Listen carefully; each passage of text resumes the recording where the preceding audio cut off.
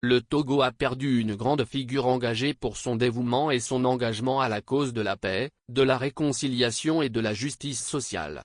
L'archevêque métropolitain de Lomé, Monseigneur Nicodème Anani Bariga Bénissant, a été rappelé à Dieu le dimanche 4 août 2024.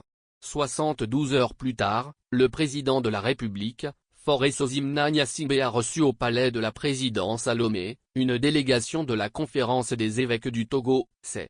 La délégation, conduite par son président, Monseigneur Benoît Alewoonou, a porté au chef de l'État, l'annonce officielle du décès de l'ancien président de la Commission Vérité Justice et Réconciliation, CVJR, de mai 2009 à avril 2012.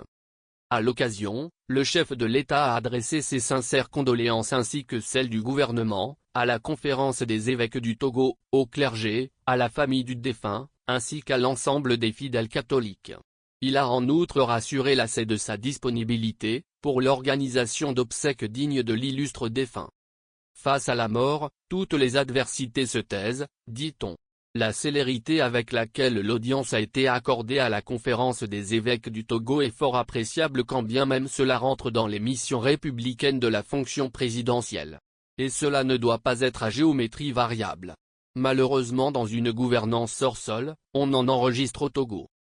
C'est bien contrastant que les portes du palais présidentiel ont été ouvertes aussi rapidement aux évêques endeuillés alors que 5 mois plus tôt, ils ont été envoyés paître au moment où ils voulaient rencontrer Faure Gnassingbé au sujet du changement de la Constitution.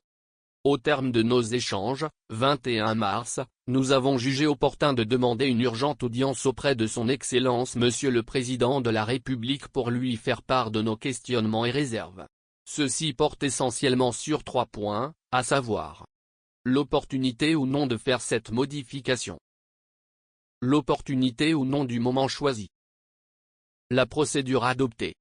Alors que nous attendions impatiemment la réponse à notre demande d'audience adressée au président de la République, nous venons d'apprendre ce matin, avec grand étonnement, que l'Assemblée nationale a adopté la modification de la Constitution pour faire passer le Togo d'un régime semi-présidentiel à un régime parlementaire ce 25 mars 2024 a observé l'AC dans un communiqué avant d'exhorter M. Gnassingbé à surseoir à la promulgation de la nouvelle Constitution. Mais que nenni. La promulgation de la fameuse Constitution a été faite le 6 mai 2024.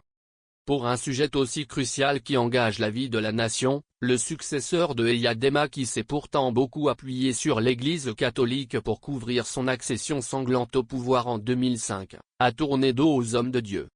Pour la cohésion sociale et le vivre ensemble, il y a bien des postures qui sont préjudiciables.